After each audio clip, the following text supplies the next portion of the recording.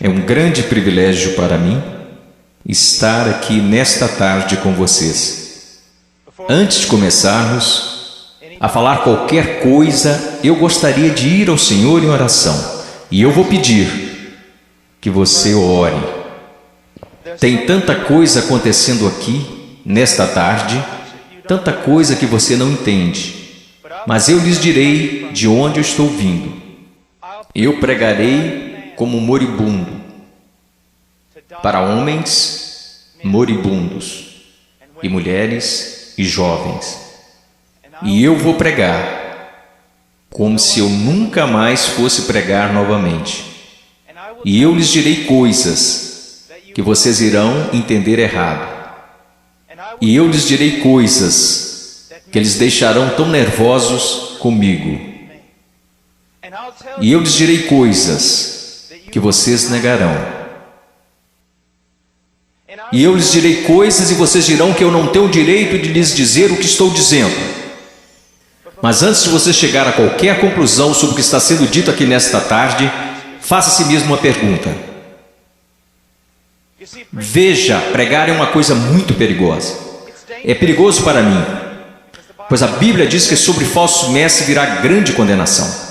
Se o que eu lhes disser hoje não for verdade, eu estou encrencado e por isso tenho que fazê-lo com temor e tremor, porque eu estarei condenado diante de Deus. Mas se o que eu disser para vocês hoje for verdade, então são vocês que têm motivo para temer e tremer.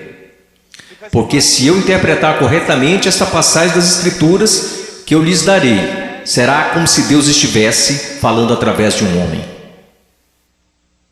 E seu problema não será comigo, será com Deus e sua palavra. Então a única questão a ser decidida aqui, nesta tarde, é esta: é este homem à nossa frente um falso profeta? Ou será que ele está nos falando a verdade? E se ele estiver nos falando a verdade, então nada mais importa, exceto conformar nossas vidas a esta verdade. Vamos ao Senhor em oração.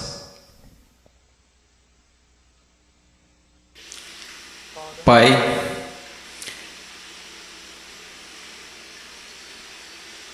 Pai, o Senhor tão pequeno, tão desprezível de tantas maneiras, Tu sabes, Senhor, Tu sabes. Ó Senhor amado, será que falso fogo continuará sendo a única coisa depositada em seu altar? Ou poderia fogo descer do céu? No meio de tanto barulho e clamores e programações, poderia fogo descer do céu? Podem esses ossos secos voltar a viver? Tu sabes, Senhor. Em Tua soberania eu oro e imploro ante ao trono de Deus, que sejas gracioso para conosco. Que o Senhor abra corações e mentes. Senhor, não podemos contar com que eles os abram, eles nunca o farão. Abra seus corações e mentes e faça com que eles vejam a verdade bíblica. Sopre sobre eles, conceda arrependimento, conceda fé. Traga-os ao Teu reino, Senhor. Para a Sua glória, pelo Seu grande nome, realize estas coisas. Senhor, como o irmão falava, que seja, Senhor, de tal forma que nenhum homem obtenha crédito, que nenhum homem ponha a mão na arca do Senhor e se pôr que caia morto, Senhor. Ó Deus, faça-se presente entre nós, por favor, pois não temos outra esperança, não temos nenhuma outra esperança. Estas crianças não têm outra esperança, a não ser que o Senhor haja. Amém. Estarei ensinando em Mateus capítulo 7. Se vocês têm suas Bíblias, sigam-me. Mateus capítulo 7, versículo 3, Jesus disse: entrai pela porta estreita, porque larga é a porta, espaçoso o caminho que conduz à perdição, e muitos são os que entram por ela. E porque estreita é a porta e apertado o caminho que leva à vida, e poucos há que a encontrem. Acautelai-vos, porém, dos falsos profetas que vêm até vós vestidos como ovelhas, mas interiormente são lobos devoradores. Por seus frutos conhecereis. Porventura colhem-se uvas dos pinheiros ou figos dos abrolhos? Assim toda árvore boa produz bons frutos, e toda árvore má produz frutos maus. Não pode a árvore boa dar maus frutos, nem a árvore má dar frutos bons. Toda árvore que não dá bom fruto corta-se e lança-se no fogo. Portanto, pelos seus frutos os conhecereis. Nem todo que me diz, Senhor, Senhor, entrará no reino dos céus, mas aquele que faz a vontade de meu Pai que está nos céus. Muitos me dirão naquele dia: Senhor, Senhor, não profetizamos nós em teu nome, e em teu nome não expulsamos demônios, e em teu nome não fizemos muitas maravilhas? E então lhes direi abertamente: nunca vos conheci. Apartai-vos de mim, vós que praticais a iniquidade. Todo aquele, pois, que escuta estas minhas palavras e as pratica, semelhá-lo-ei ao homem prudente, que edificou sua casa sobre a rocha, e desceu a chuva e correram rios, e assopraram ventos e combateram aquela casa, e não caiu, porque estava edificada sobre a rocha. E aquele que ouve estas minhas palavras e não as cumpre, compará-lo-ei a um homem sensato, que edificou a sua casa sobre a areia. Desceu a chuva, correram rios e assopraram ventos, e combateram aquela casa, e caiu, e foi grande a sua queda. Eu estou aqui hoje. Eu não estou preocupado no meu coração com a sua autoestima. Eu não estou preocupado no meu coração se você se sente bem consigo mesmo, se a vida está do jeito que você queria, ou se a sua conta bancária está no verde. Só tem uma coisa que me tirou o sono. Só tem uma coisa que me preocupou durante a manhã toda, e é isto: em 100 anos, a maioria das pessoas neste prédio possivelmente estarão no inferno. E muitos que até mesmo professam Jesus Cristo como Senhor, passarão a eternidade no inferno. E você diz: pastor, como você pode dizer uma coisa como esta? Eu posso dizer uma coisa como esta, pois eu não realizo meu ministério na América. Eu prego a maior parte do tempo na América do Sul, África e leste europeu. E eu quero que você saiba que quando olham para o cristianismo americano, ele é mais baseado em uma cultura sem Deus do que na palavra de Deus. E tantas pessoas são enganadas, e tantos jovens são enganados, e tantos adultos são enganados em crer que por terem feito uma oração uma vez em suas vidas, eles irão para o céu. E então, quando eles olham ao redor e veem outros que confessam a Cristo, e veem essas pessoas tão mundanas quanto o mundo, e comparam-se uns com os outros, nada perturba seus corações. Eles pensam: bem, eu sou igual à maioria do meu grupo de jovens. Eu vejo coisas que não deveria ver na TV e rio das coisas que Deus odeia. Eu uso roupas sensuais. Eu falo como o mundo, eu ando como o mundo, eu amo a música do mundo. Eu amo tanto essas coisas do mundo, mas graças a Deus eu sou um cristão. Porque eu sou um cristão, eu não pareço diferente da maioria das pessoas da minha igreja. Porque eu sou cristão, porque houve uma vez na minha vida que eu fiz uma oração e pedi para Jesus entrar no meu coração. Eu quero que você saiba que a maior heresia na igreja evangélica protestante americana é que se você orar e pedir para Jesus Cristo entrar no seu coração, Ele definitivamente entrará. Vocês não encontrarão isso em nenhum lugar das Escrituras. Vocês não encontrarão isso na história batista até 50 anos atrás. O que vocês precisam saber é que a salvação é pela fé, e fé somente em Jesus Cristo. E a fé somente em Jesus Cristo é precedida e seguida por arrependimento, um abandono do pecado, um ódio pelas coisas que Deus odeia, e um amor pelas coisas que Deus ama, um crescimento em santidade e um desejo, não de ser como a Britney Spears, não de ser como o mundo, e não de ser como a maioria dos cristãos americanos, mas de ser como Jesus Cristo.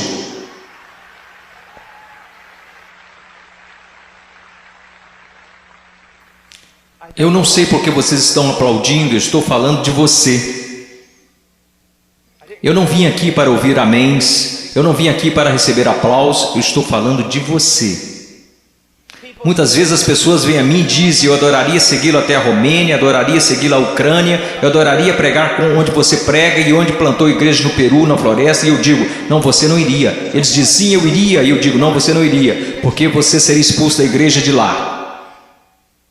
O que precisamos ver? Eu não estou querendo ser duro apenas para ser duro. Vocês têm noção de quanto amor é necessário para ficar na frente de 5.000 pessoas e dizer que o cristianismo americano é quase completamente errado? Você sabe o que vai me custar nunca mais ser chamado para algo assim? Ser impopular? Você sabe por que você faz isso? Você não faz porque você vai ser bem pago. Você não faz isso porque os homens te amam. Você faz isso porque você ama os homens e, acima de tudo, você quer honrar a Deus. Eu quero lhe dizer uma coisa. Nós vamos olhar para as Escrituras e eu quero que você olhe para ela como ela realmente é. Pare de se comparar com outros que dizem que são cristãos, que se comparam com outros que dizem que são cristãos. Compare-se mesmo com as Escrituras. Quando alguém, um jovem, vem a um pastor ou pastor de jovens e diz: eu não tenho certeza se sou salvo. O pastor de jovens geralmente vai lançar um clichê. Alguma vez em sua vida você orou e pediu para Jesus entrar em seu coração? Bom, sim. Você foi sincero? Bem, eu não sei, mas acho que sim. Você precisa dizer para Satanás parar de te incomodar. Você escreveu no verso da sua Bíblia, assim como o evangelista ensinou quando você foi salvo. Você anotou a data para que qualquer dia que você duvidasse apontasse para a Bíblia. Que superstições têm invadido nossa denominação? Você sabe o que a Bíblia fala para os cristãos fazerem? Examine-se a si mesmo. Teste a si mesmo à luz das Escrituras para saber se você está na fé. Teste a si mesmo para saber se você é um cristão. Você consegue ver que se o Senhor liberasse todos aqui e mandasse vocês baterem em cada porta dessa cidade, você sabe o que descobriríamos? 99% das pessoas, pelo menos nessa cidade, acredita que são cristãos. Se você voltar para a sua cidade natal e bater em cada porta de cada casa, porque eu voltei para a minha cidade natal, quando fiz salvo e bati em cada porta, e você sabe o que eu descobri? Todo mundo na minha cidade é um cristão. 85% deles não vão à igreja, e aqueles que vão à igreja não estão preocupados com santidade. Eles não estão preocupados em servir, não estão preocupados em ser separados do mundo, não estão preocupados se o evangelho será pregado entre as nações. Mas graças a Deus eles são salvos. Por que eles são salvos? Porque algum evangelista que deveria ter passado mais tempo estudando sua Bíblia do que pregando, disse a eles que eles eram salvos. E ele disse isso para que depois pudesse gabar de quantas pessoas se converteram no seu próximo avivamento. Eu amo vocês. E existem homens aqui que amam vocês. E eu quero ir às Escrituras agora que eu choquei para a vida. Eu quero que vocês me ouçam. Ouça a palavra de Deus e comece a se perguntar algumas perguntas. Antes de tudo, entrai pela porta estreita, porque larga é a porta, espaçoso o caminho que conduz à perdição, e muitos são os que entram por ela. Existe uma porta estreita. E sabe, historicamente, uma das razões pela qual sou um Batista do Sul é porque os Batistas do Sul sempre foram rápidos, enquanto outras denominações falharam em perceber isto. Os Batistas do Sul sempre foram rápidos em perceber que é só uma porta. Só há um Deus. Só há um mediador entre Deus e os homens. Seu nome é Jesus Cristo, e não é uma questão de múltipla escolha. Não é como se todos os caminhos levassem a Roma. Como denominação, nós sempre ensinamos às pessoas o que Jesus ensinou às pessoas. Eu sou o caminho, a verdade e a vida, e ninguém vê ao Pai senão por mim. Então eu louvo a Deus por isso, que a única forma que qualquer ser humano nesta terra será salvo é por meio de Jesus Cristo. E ponto final. Porque você precisa entender que a Bíblia diz: todos pecaram e destituídos estão da glória de Deus, e vocês não têm ideia do que isso significa. Que nascemos totalmente depravados, odiando a Deus. Que nós nunca buscaríamos a Deus, nunca iríamos a Deus. Nós nos rebelamos contra Deus, quebrando toda a lei. Não é só uma questão de que você já pecou. A questão é: você nunca fez nada além de pecar. A Bíblia diz nos profetas que até as nossas maiores obras são como trapos de imundícia perante Deus. E por causa disso, você sabe o que merecemos? A ira de Deus, o ódio santo de Deus. E vocês dizem: espere um pouco, Deus não pode odiar ninguém, Deus é amor. Não, meu amigo, você precisa entender uma coisa: Jesus Cristo ensinou, os profetas ensinaram, os apóstolos ensinaram isto. que a não ser a graça de Deus revelada em Jesus Cristo, nosso Senhor, a única coisa que resta para você é a ira, a violenta ira de Deus. E por causa de sua rebelião e de seus pecados. Quando fala em universidades, eles sempre são rápidos em dizer: não, Deus não pode odiar porque Deus é amor. Mas eu digo, Deus tem de odiar porque Ele é amor. Veja, eu amo crianças, portanto odeio aborto. Se eu amo o que é santo, devo odiar o que não é santo. Deus é um Deus santo, e isso é algo que os americanos esqueceram. Muitas das coisas que você adora fazer, Deus odeia. Você sabia disso? Ore por avivamento. Você vai para a reunião de jovens e quer que Deus seja, mas antes de ir você assiste programas na TV que Deus absolutamente abomina. E então você se pergunta por que o Espírito Santo não desceu sobre nós e por que você tem que criar falso fogo e falso entusiasmo. Porque Deus não está presente. Deus é um Deus santo, e a única maneira pela qual eu e você poderíamos nos reconciliar com Deus santo é pela morte do Filho unigênito de Deus, quando ele foi pendurado naquele madeiro.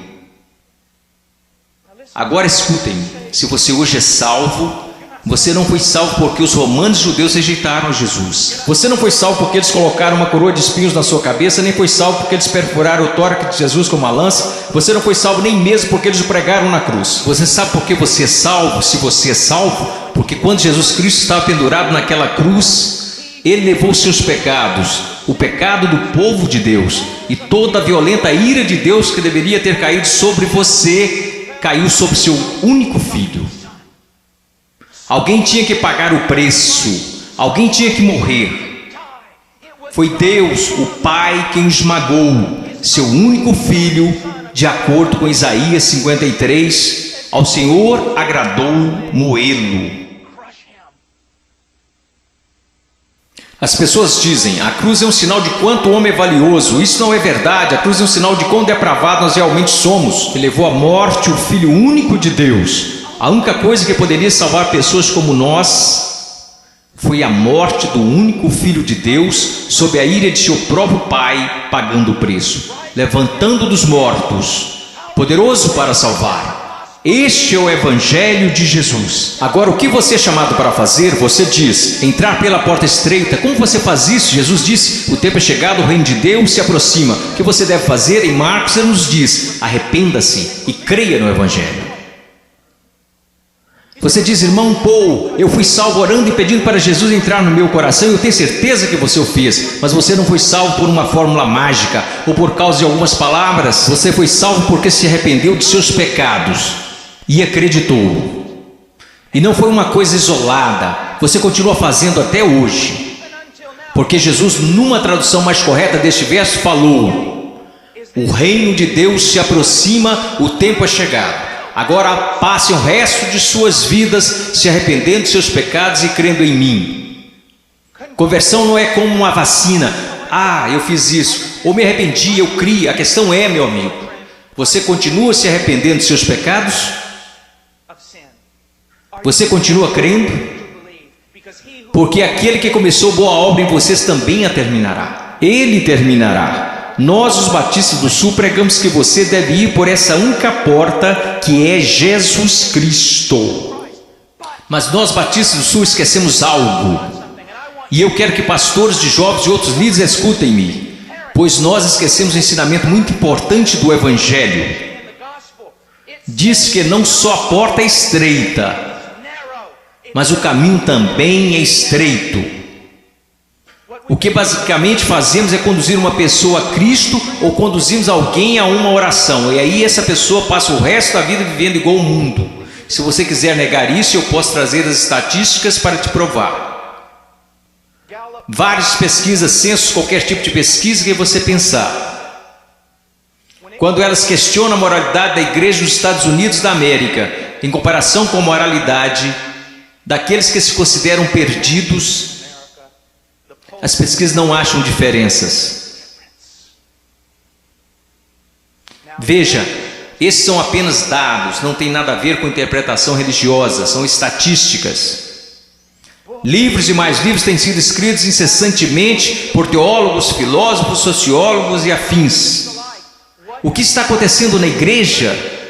Descobrimos que o aborto na igreja é tão prevalente quanto no mundo, o divórcio é tão prevalente, a imoralidade. Você sabe, assim como eu, que há jovens aqui neste momento que estão praticando imoralidade e ainda assim adorando a Deus como se nada estivesse acontecendo. Você sabe que há jovens aqui que estão usando drogas e indo para a reunião de jovens da igreja. Você sabe, vendo e fazendo coisas que não são apropriadas para cristãos, e ainda assim eles vão para a reunião de jovens, convencidos que estão satisfeitos, convencidos que estão salvos, e ninguém está falando nada a não ser isto. Eles são cristãos carnais, eles são cristãos de verdade, só são carnais.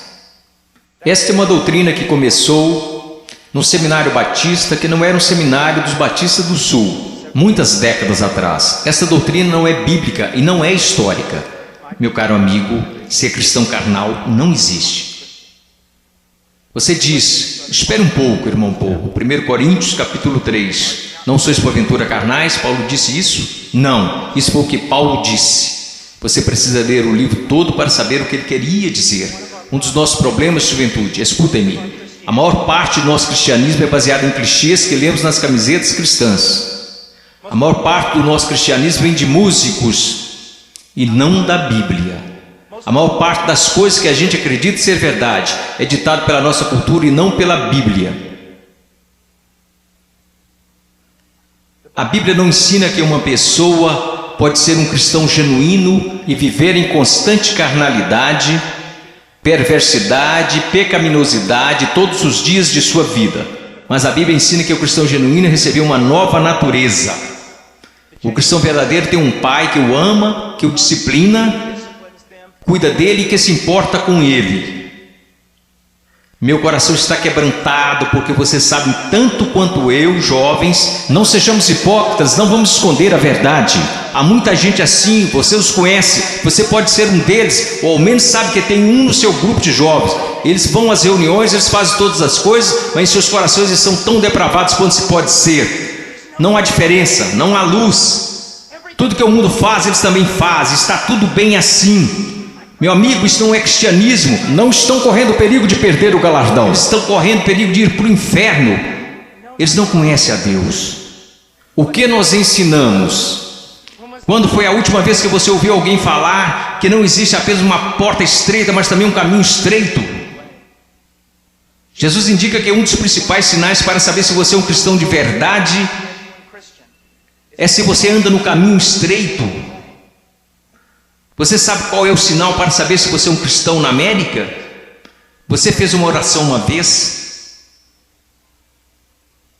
Não é incrível? O que você se pergunta quando duvida da sua salvação? Se você fez uma oração de salvação uma vez, o que as Escrituras ensinam? Examinai-vos e provai a vós mesmos para saber se realmente estáis na fé, porque um cristão será diferente. Estou dizendo que um cristão é sem pecado?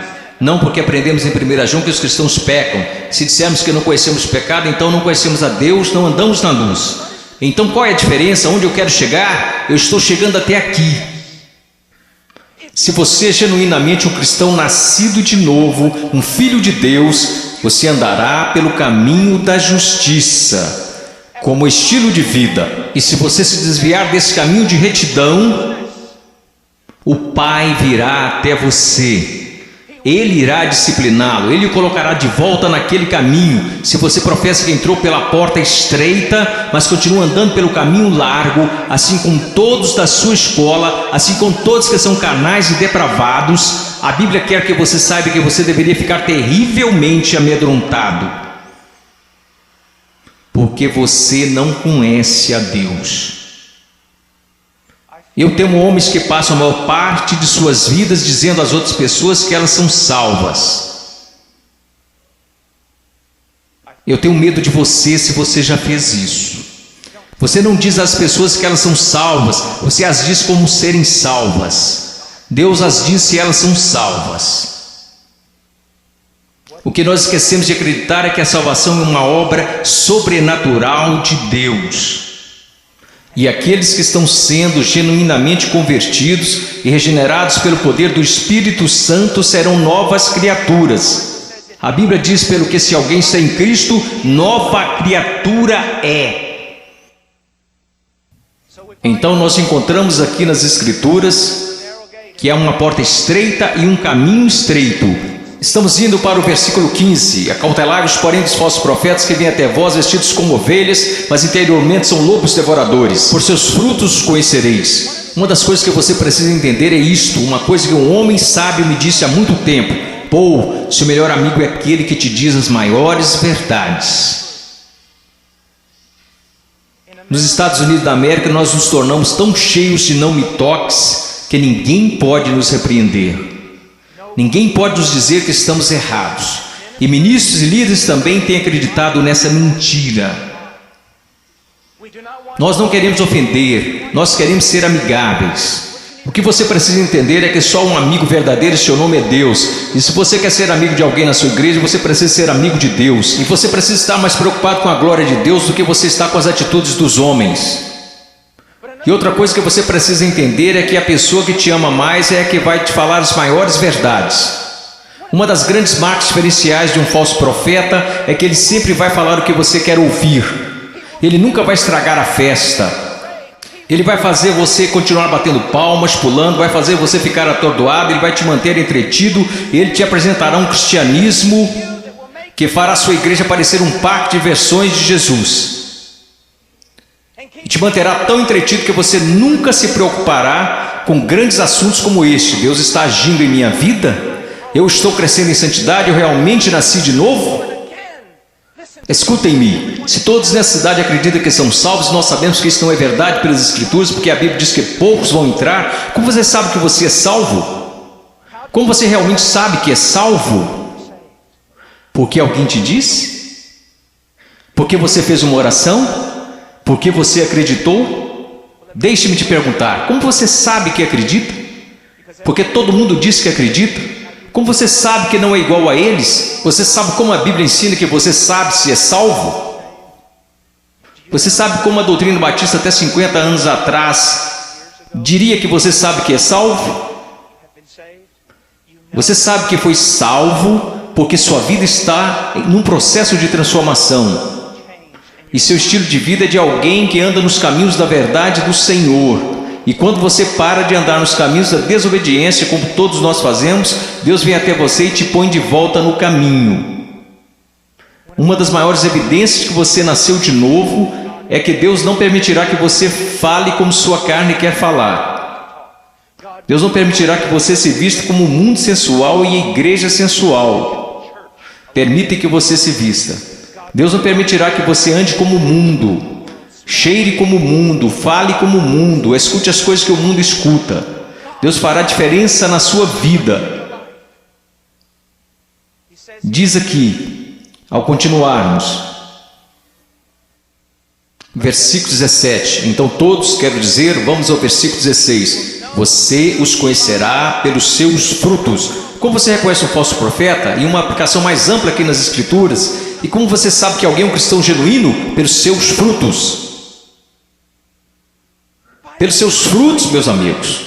Veja a sua vida, veja o jeito que você anda, veja o jeito que você fala, veja para as paixões do seu coração. Por acaso Jesus está aí em algum lugar, ou ele é só um acessório que você acrescenta em sua vida?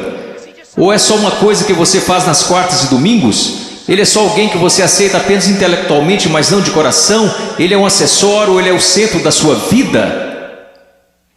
E qual é o fruto que você está produzindo? Você parece com o mundo, age como o mundo? Você experimenta as mesmas alegrias que o mundo experimenta? Você consegue amar o pecado e gostar de cometê-lo? Você consegue amar a rebeldia e gostar de ser rebelde? Então você não conhece a Deus. Você os conhecerá pelos seus frutos. Deus tem o poder para mudá-los.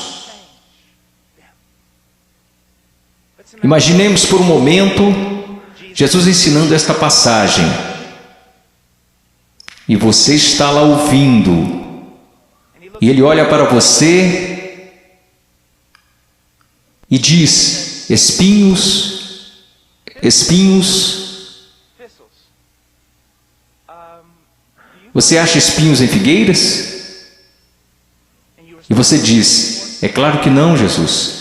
Você não é um agricultor, você não é um fazendeiro, você é um carpinteiro, mas todo mundo sabe, Jesus, você não encontra espinhos numa figueira. Então deixe-me fazer outra pergunta. Você encontra figos bons, frutos em espinheiros? É claro que não, Jesus, isso é loucura. Quer dizer, você nunca vai achar espinhos numa figueira e também nunca encontrará figos num espinheiro. Jesus, se me disserem que isso é possível, pode tomar nota. Ou essa pessoa é louca ou é mentirosa. Então Jesus lhe responde: muito bem.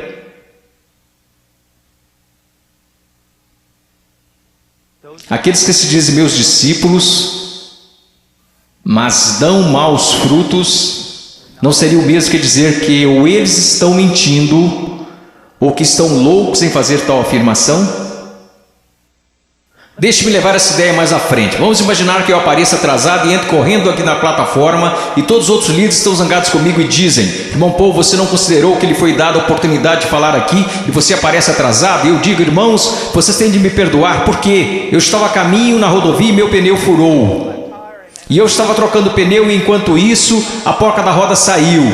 E eu não estava prestando atenção, então eu corri para pegar a porca da roda. Assim que eu a peguei no meio da rodovia, eu levantei, tinha um caminhão de carga de 30 toneladas vindo a uns 200 km por hora, uns 10 metros à minha frente. E aí ele me atropelou e é por isso que eu estou atrasado. Só existiriam duas explicações lógicas. Eu sei, ninguém mais estuda lógica. Mas só existiriam duas conclusões lógicas. Eu sou um mentiroso. Eu sou um maluco. Você diria: irmão Paul, é absolutamente absurdo, é impossível ter um encontro com algo tão grande como um caminhão de carga e não mudar de estado. E minha questão para você é a seguinte: o que é maior, um caminhão de carga ou Deus? Como é que tantas pessoas hoje professam ter tido um encontro com Jesus Cristo e ainda assim não são permanentemente transformados? Deixe-me dar-lhes algumas coisas para pensar. Você sabe que eu estou lhes dizendo a verdade. Quantas vezes você vai e rededica sua vida de novo, e de novo, e de novo? Quantas vezes os grupos de jovens veem a coisas como esta e ficam empolgadíssimos, e voltam para a igreja e dura cerca de uma semana e meia. E mesmo assim dizem: ó, foi um grande mover de Deus. Não foi não. Se não durou é porque não foi um mover de Deus, foi emoção. Foram tantas coisas, mas não foi um grande mover de Deus. Deus trabalhou em sua vida. Deus está trabalhando em sua vida. Você os conhecerá pelos seus frutos. Você os conhecerá pelos seus frutos. Prosseguindo. Versículo 19. Toda árvore que não dá bom fruto, corta-se e lança-se no fogo. Portanto, pelos seus frutos conhecereis. Escute isso, você precisa entender algo acerca da literatura hebraica. Quando queremos enfatizar algo, sabe o que fazemos? Aumentamos o tom de nossa voz. Se estamos escrevendo, colocamos em negrito ou em maiúsculo. Mas para o judeu era diferente. Quando ele quer enfatizar algo, ele repete e repete. Por isso que encontramos paralelismo hebraico no livro de Provérbios: o ímpio viverá na terra, o ímpio será destruído. Ele está dizendo a mesma coisa, só que de um jeito diferente, para dar mais ênfase. É isso que Jesus está fazendo o tempo todo aqui. Pelos seus frutos conhecereis, pelos seus frutos conhecereis. Vocês os conhecerão pelo caminho que eles andam, pelos seus frutos conhecereis. Pelos seus frutos os conhecereis. Ele diz: toda árvore que não dá bom fruto, corta-se e lança-se no fogo. Sobre o que ele está falando, meu caro amigo? Ele está falando sobre o juízo do Deus Todo-Poderoso, que um dia cairá sobre o mundo,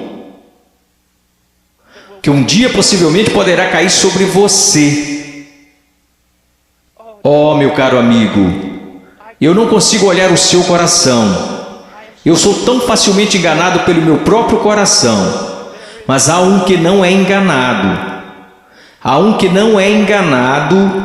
Ele não é enganado por uma cultura cristã pós-moderna. Ele sabe. Pelos seus frutos os conhecereis. Então ele continua. E ele diz isto: Versículo 21, nem todo que me diz Senhor, Senhor entrará no reino dos céus, mas aquele que faz a vontade de meu Pai que está nos céus. Você sabe o que a sua profissão de fé em Jesus vale? Absolutamente nada. Sim, você leu esta passagem? Estude-a. Nem todo que me diz Senhor, Senhor, nem todos que professam Senhor, Senhor, entrará no reino dos céus. Muitas pessoas dirão Senhor, Senhor, mas não entrarão no reino dos céus. Meus filhinhos, você é um deles? Senhor, Senhor. Agora vamos voltar para a literatura hebraica. Ele diz Senhor, Senhor, ele não diz Senhor. Ele diz Senhor, Senhor, o que isso significa? Esse sujeito que está fazendo profissão não é alguém que de repente decidiu. É o dia do juízo, é melhor confessá-lo como Senhor. Essa é uma pessoa que professa enfaticamente aos outros que Jesus é o Senhor. Ele anda por aí dizendo que Jesus é o Senhor, ele dança enquanto os músicos estão tocando e diz que Jesus é o Senhor. Ele canta dizendo Senhor, mas Jesus diz a ele, afasta-te de mim, eu não te conheço. Billy Graham é uma das pessoas mais amáveis e bondosas, e ainda assim ele diz que a maioria das pessoas das igrejas confessionais estão perdidas. Ele diz que ficaria feliz se ao menos 5% das pessoas que fizeram uma profissão de fé em suas cruzadas evangelísticas fossem de fato salvas. Quando estou na Nigéria, eu estive lá no ano passado visitando a mãe cujo filho estava em nossa igreja e que foi assassinado por muçulmanos. No norte da Nigéria, se alguém confessa Jesus Cristo, você meio que já sabe que é verdadeiro. Por quê? Porque eles podem morrer por causa dessa confissão, mas na América... considere os custos. Pense, examine a sua vida à luz das Escrituras. Você conhece o Senhor? Você conhece o Senhor? Porque nem todo que me diz Senhor, Senhor entrará no reino dos céus. Mas o que ele diz aqui, veja o que ele está dizendo. Nem todo que me diz Senhor, Senhor entrará no reino dos céus, mas aquele que faz a vontade de meu Pai que está nos céus. Qual é o sinal de que alguém se tornou um cristão genuíno? Eu gostaria que nós começássemos a ensinar isso novamente. O que aconteceu com a nossa teologia? O que aconteceu com a nossa doutrina? O que aconteceu com o nosso ensino? Foram jogados pela janela? Ninguém mais quer estudar doutrina, só quer escutar músicas cristãs e ler as frases das camisas cristãs. O que aconteceu com a verdade? A verdade diz isto. Aprova a maneira que você pode ter certeza que você é um cristão que nasceu de novo e que você tem como estilo de vida agir segundo a vontade do Pai. E você diz, você está falando de obras. Não, eu estou falando de evidências de fé. Funciona mais ou menos assim. Sua profissão não é prova alguma de que você nasceu de novo, porque todos neste país professam ter fé em Jesus Cristo. Uma pesquisa diz que 65% a 70% dos americanos são salvos, cristãos nascidos de novo. O país mais sem Deus na face da terra mata 4.000 bebês por dia, mas graças a Deus 70% de nós são nascidos de novo. Como você sabe que esta fé que você tem não é falsa? Um estilo de vida que está preocupado em fazer a vontade do Pai, que faz a vontade do Pai, e quando você desobedece a vontade do Pai, o Espírito Santo vem e te repreende pessoalmente através da palavra de Deus, ou através de um irmão ou uma irmã em Cristo, e Deus te põe no caminho novamente. Se você é um cristão genuíno, você não pode escapar dele. Deixa eu me dar um exemplo. Se eu fosse seu pastor, e você tivesse, digamos, 14 anos de idade, eu estivesse voltando de uma pregação a 1 da manhã e te visse em um parque ou em uma esquina qualquer, com um bando de delinquentes, fazendo coisas que você não deveria estar fazendo, se você fosse membro de nossa igreja, eu diria, entre no carro e eu vou te levar para casa. Eu não ficaria bravo com você, eu ficaria bravo com seu pai, eu diria a ele, Senhor, você é um pai negligente e irresponsável, deixar seu filho fora de casa em tais circunstâncias. Eu quero que vocês entendam uma coisa, Deus não é um pai irresponsável ou negligente. Se você pode brincar com o pecado, se você pode amar o mundo, amar as coisas do mundo, sempre estar envolvido com o mundo, fazendo as coisas do mundo, e se seus heróis são pessoas do mundo, se você quer parecer com eles, agir como eles, se você faz as mesmas coisas que eles fazem, meu caro amigo, ouça minha voz. Há uma grande possibilidade de você não conhecer a Deus e de não pertencer a Ele. Agora finalizando.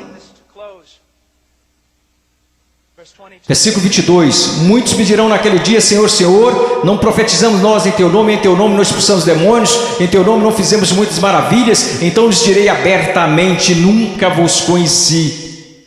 Você diz: a coisa mais importante na face da terra é conhecer a Jesus Cristo. Isto não é verdade. A coisa mais importante na face da terra é que Jesus Cristo te conheça. Eu não entrarei na Casa Branca amanhã só porque eu fui até o portão e disse que conheço o presidente. Mas eles me deixarão entrar se o presidente falar: eu conheço Paul Washer.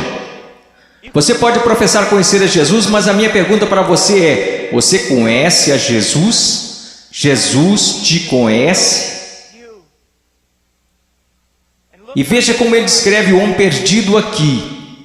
Ele diz: apartai-vos de mim, vós que praticais a iniquidade. Em grego, anomia. Uma partícula negativa, a, não, sem. A palavra nomos, lei, não lei, sem lei. E é isso que significa. Deixe-me dar uma tradução mais precisa. Apartai-vos de mim, ouçam-me. Se eu pudesse sair daqui e te abraçar falando isso, eu faria. Ouçam-me. Ele diz: apartai-vos de mim, vocês que dizem ser meus discípulos, que me confessam como Senhor, porém vivem como se eu nunca tivesse lhes dado uma lei para obedecerem. Eu acabo de descrever a grande maioria dos cristãos da América. Se alguém começa a falar de lei, se alguém começa a falar de princípios bíblicos, sobre o que devemos fazer e o que não devemos fazer, como devemos viver e como não devemos viver, todos começam a exclamar: legalista, legalista. Mas Jesus disse: apartai-vos de mim, vocês que viveram, me chamaram de Senhor, contudo viveram como se eu nunca tivesse lhes dado uma lei para seguirem. Na cristandade americana disse: passe pela porta, louve a Deus, viva como o resto do mundo, tudo bem, você só é um cristão carnal e talvez volte um dia. Você sabe o que acontece por causa do nosso péssimo evangelismo? Nós temos milhões de crianças salvas nas EBF, e quando fazem 15 anos eles entram no mundo, e a maioria deles vive como demônios. E quando estão por volta de 30 anos, eles voltam e rededicam suas vidas. Talvez eles tenham acabado de ser salvos. Porque, amigos, é mais do que você contar a alguém que você é salvo. Porque sabe que Jesus é Senhor. Satanás sabe que Jesus é Senhor. Sua vida está em processo de mudança? Então ele começa a falar sobre duas pessoas, duas fundações. Você sabe o que é essa passagem na interpretação contemporânea. É importante estudar teologia, é importante estudar história. A interpretação atual dessa passagem sobre a rocha e a areia é basicamente assim: se você é cristão, você precisa construir sua vida sobre a rocha, porque se você construir sua vida sobre a areia, você será um cristão infeliz, sua vida não dará certo. Isto não é o que Jesus está ensinando, e a história me apoia nisto. Quase nunca foi interpretada desta forma. Você sabe qual é a interpretação? É assim: existem dois caminhos. Há o caminho estreito e o caminho largo. Em qual você está? Há dois tipos de árvores. Tem a árvore que dá bons frutos e que vai para o céu. Tem a árvore má, e você sabe que é má porque dá maus frutos e vai para o inferno. Será cortada e lançada para o inferno. Aqueles que professam Jesus como Senhor e fazem a vontade do Pai que está no céu, e aqueles que professam Jesus como Senhor e que não fazem a vontade do Pai que está no céu, e eles irão para o inferno, não por falta das obras, mas por causa de uma falta de fé demonstrada pelo fato de que eles não tinham obras. E ele continua: não são dois cristãos construindo suas casas em duas fundações diferentes. Esses novamente são o homem salvo e o homem perdido. O homem perdido ouve a palavra de Deus ser pregada, mas não prepara a fundação. Você não consegue ver na vida dele como a palavra de Deus está formando e construindo e sustentando sua vida.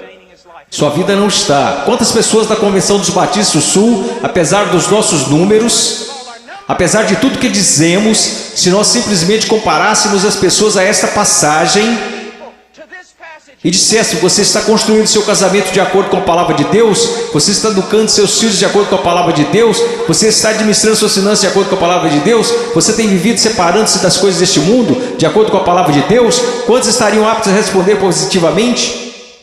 Não, nada disso. Eu professo Jesus, Ele é meu Salvador. Meu professor de escola dominical me falou: Eu sei, assim como Leonard Haverhill, um conhecido meu, que antes de falecer costumava dizer: eu preguei uma só vez em várias igrejas batistas. Eu prego em muitos lugares como esse somente uma vez. Eu poderia vir aqui hoje com um vocabulário que impressionaria vocês e pregar para vocês sobre coisas que fariam vocês saírem flutuando deste salão. Eu poderia contar-lhes histórias que fariam vocês rirem, histórias sobre cachorros e vovós que fariam vocês chorarem, mas eu usamos demais para fazer isso. Eu sei porque a palavra de Deus é verdade, que existem pessoas que acreditam ser salvas, mas não são. Não são. Eu sei que alguns de vocês que olham ao redor e pensam: bem, eu sou salvo, quer dizer, eu pareço com todo mundo do meu grupo de jovem. O que faz você pensar que o seu grupo é salvo? Bem, eu sou como meus pais, ou eu sou como os adultos da minha igreja, ou os diáconos ou pastores, de que isso importa? Você não será julgado por eles no dia da vinda de Cristo. Minha pergunta para você, querido, minha pergunta para você, meu filhinho, quero dizer, vocês poderiam ser meus filhos. E eu oro para que um dia, quando meu filho crescer, que haja um pregador que fique diante dele e diga: basta, vamos nos focar. O que a palavra de Deus diz? Como a sua vida se apresentará diante do fogo ardente, que é a santidade de Deus no dia final. Amada, preciosa menina, amado, precioso jovem, no dia final a sua confissão permanecerá verdadeira. Você é salvo. E eu não estou falando de bem, eu acho que sou salvo. Sabe, é o caminho que ao homem parece direito, mas o fim dele são os caminhos da morte. Bem, eu sinto do fundo do meu coração que sou salvo. Então deixe-me fazer outra pergunta: você alguma vez já leu Que Enganoso é o Coração? Quem o conhecerá? Você não deveria ir ao testemunho das Escrituras? Bem, eu sei que sou salvo, pois minha mãe, meu pai, meu pastor, todos me disseram que sou salvo. Então eu te digo isto: o que a palavra de Deus te diz? Nós falamos tanto sobre ser cristãos radicais. Cristãos radicais não são pessoas que pulam em shows. Cristãos radicais não são pessoas que usam camisas gospel. Cristãos radicais são aqueles que carregam os frutos do Espírito Santo. Cristãos radicais são aqueles que respeitam e honram seus pais, mesmo quando sentem que seus pais estão errados. Cristãos radicais são aqueles que não... Agora escutem, isso vai deixá-los irados. E eu estou falando com garotos e garotas. Cristãos radicais são aqueles que não se vestem sensualmente para mostrar seus corpos. Se sua vestimenta é um chamariz apenas para o seu rosto, Deus se agrada da sua vestimenta. Sua vestimenta é um chamariz para o seu corpo, isso é sensual e Deus odeia o que você está fazendo. Todo mundo gosta de falar sobre um profeta, mas ninguém quer escutá-lo. E eu estou falando sobre cristianismo. Eu passei minha vida em selvas, eu passei minha vida congelando nos Andes, eu vi pessoas morrerem. Um garotinho, Andrew Myman, os muçulmanos atiraram 5 vezes o seu estômago e o deixaram morrer na calçada, simplesmente porque ele exclamava: eu estou com tanto medo, mas eu não posso negar a Jesus Cristo.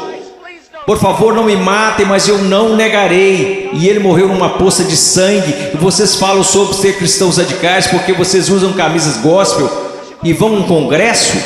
Eu estou falando sobre santidade, eu estou falando sobre ser cheio de Deus. Você sabe o que seria mover de Deus neste local? Se todos vocês caíssem sob convicção de pecado, se eu mesmo caísse sob convicção pelo Espírito Santo e nos prostrássemos e chorássemos, pois assistimos coisas que Deus odeia, pois usamos coisas que Deus odeia, pois nós agimos como o mundo, parecemos como o mundo, cheiramos como o mundo, fazemos as mesmas coisas que o mundo e não sabemos que fazemos essas coisas porque não conhecemos a palavra de Deus. Porque mesmo que falemos como uma denominação, que a Escritura é a infalível palavra de Deus, só que ganhamos basicamente um monte de ilustrações, histórias e novelinhas.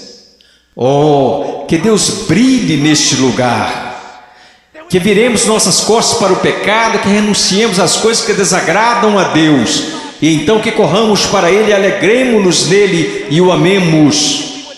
Que Deus levante missionários. Eu não desejo a vocês o mesmo que seus pais. Eles querem segurança e boas casas para vocês. Eles querem que vocês tenham carros e respeito. Eu quero para vocês as mesmas coisas que quero para o meu filho, que um dia ele pegue uma bandeira, a bandeira de Jesus Cristo, e coloque-a num monte onde ninguém esteve antes, e que eles clame: Jesus Cristo é Senhor, mesmo que isso custe a sua vida. Se quando ele tiver 18 anos me disser as mesmas coisas que eu disse quando era jovem, eu vou para os montes, eu vou para a selva, e as pessoas disseram: você não pode ir, você está maluco, é uma guerra lá, você vai morrer. Eu vou. Quando aquele rapaz colocar sua mochila nas costas, eu vou orar por ele e dizer: vá, vá, Deus seja contigo, e se você morrer, meu filho, eu te vejo do outro lado e honrarei sua morte. Oh Deus, vamos orar, vamos orar. Oh Deus, eu não me importo com reputação, eu não me importo com o que os homens pensam. Eu quero que o Senhor seja honrado, eu quero que esses jovens sejam salvos. Eu quero que os salvos parem de olhar para um cristianismo cultural, que o Senhor odeia e que cuspirá fora de sua boca, e que eles olhem para a sua palavra e digam: eu seguirei a Jesus. Deus, eu oro pelos ministérios de jovens e pastores, e oro para que o Senhor os encha com espírito de sabedoria, amor e coragem e discernimento, e querido Deus, custe o que custar, eu oro para que o Senhor levante missionários. Ao olhar para esses garotos, eu não posso evitar de pensar no meu filhinho. Oh Deus, que o Senhor salve o Ian, e que eu levante e o mande para a pior parte da batalha.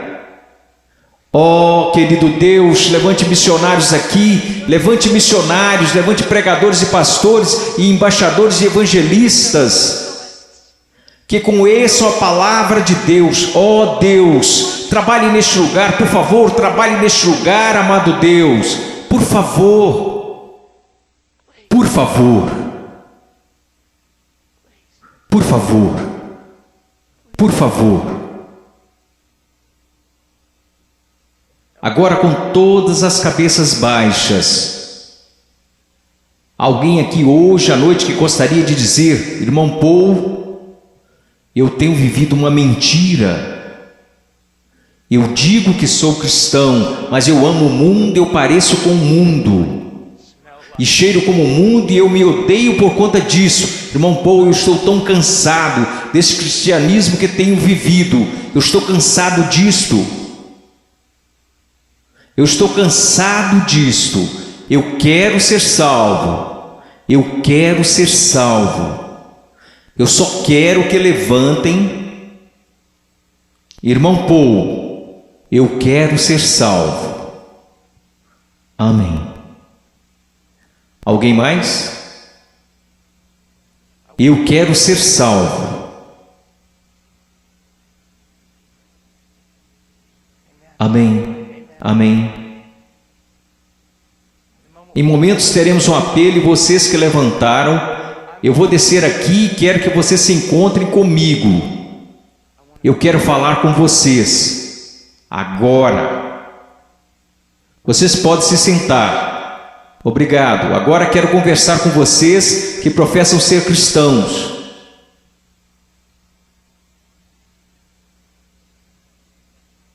Sua vida honra a Jesus Cristo? Você está olhando em sua palavra para descobrir como deve viver? Eu oro de todo o coração. A única coisa que irá salvar a igreja na América, só há duas possibilidades. Uma é uma reforma total em nossas pregações e nosso estudo da palavra de Deus, e a outra é uma perseguição feroz e horripilante. Essa é a única coisa que irá salvar a igreja na América. Eu oro para que vocês retornem à palavra. Eu oro. Ouçam-me, jovens, vocês precisam dizer: ok, como eu devo proceder perante meus pais? Vá à palavra, descubra, obedeça. Como devo me vestir? Vá à palavra, descubra, obedeça. Como devo falar? O que devo escutar? Ponha cada pensamento, palavra e ato em sujeição a Jesus Cristo.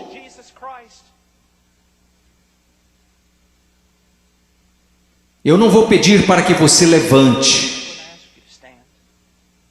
Porque eu estou tão cansado de pessoas virem à frente e assumirem o compromisso e esse compromisso durar apenas 2 minutos. Eu não estou aqui para poder escrever na minha revista que zilhões de vocês vieram à frente. Eu quero que você vá para casa e viva para Jesus Cristo com todo o seu coração. Mas se você precisa de aconselhamento, você dirá: irmão Paul, eu quero viver para Jesus Cristo, mas eu não sei como. Em minutos nós iremos fazer um convite e eu quero que você venha à frente, não para assumir um compromisso. Se quiser assumir algum compromisso, faça isso daí de onde está sentado. Se precisa contar a alguém, vá contar ao seu pastor, vá contar ao seu pastor de jovens. E quer saber, nós saberemos se esse compromisso irá durar. Quer saber como? Porque irá durar. Nós saberemos se foi de Deus. Deixe-me contar-lhes uma coisa. Se você tomou a decisão de seguir a Jesus Cristo, se você tomou a decisão para ser salvo nesses 2 últimos dias, eu quero dizer algo: se você foi genuíno, durará. Se daqui a algumas semanas você voltar direto ao mundo, viver como o mundo, agir como o mundo, quero que você saiba de uma coisa: você não entendeu nada aqui neste final de semana, você foi emotivo, apenas isto. Se você realmente ganhou algo do Senhor, eu quero que você saiba, isso durará. E ainda que você tente correr disto, você não vai conseguir. Você não vai conseguir. Oh, eu amo tanto a vocês, Eu peço que todos levantemos. Se você precisa de aconselhamento acerca de uma decisão que fez, mas que não está clara, eu quero que você venha à frente e eu vou descer aqui. Vocês que levantaram, houve muitos de vocês aí que disseram: eu preciso conhecer a Jesus Cristo. Eu quero que você venha até aqui agora mesmo, eu quero te conhecer. Eu quero voltar aqui com você e os outros conselheiros. Quero conversar com você e eu quero te dizer uma coisa, não em 5 minutos, não em 10 minutos. Se você precisar conversar a noite toda, nós ficaremos. Essa é a atitude de cada conselheiro neste lugar. Nós ficaremos a noite inteira se necessário, a noite toda. Deus te ama, Deus te ama. Deixe-me orar por você. Querido Deus, por favor, Senhor, ouve aqui. Senhor, tanta movimentação. Ontem à noite, Senhor, eu não sei o quanto de tudo isso foi real. E eu sei que vi pessoas chorando na noite passada. Eu vi pessoas tentando assumir compromissos e eu acredito que uma parte do que aconteceu aqui a noite passada foi por sua causa. Hoje de manhã eu vi um jovem pregar, Pai, dar seu testemunho, e eu vi um trabalho genuíno do Espírito Santo. Eu não sei quantas dessas decisões foram verdadeiras, mas aconteceram algumas coisas reais aqui. Agora eu oro, Pai. Eu não sei o quanto será real, somente o tempo e a eternidade nos mostrarão. Mas, ó Deus querido, por favor, trabalhe em nome de Jesus. Amém.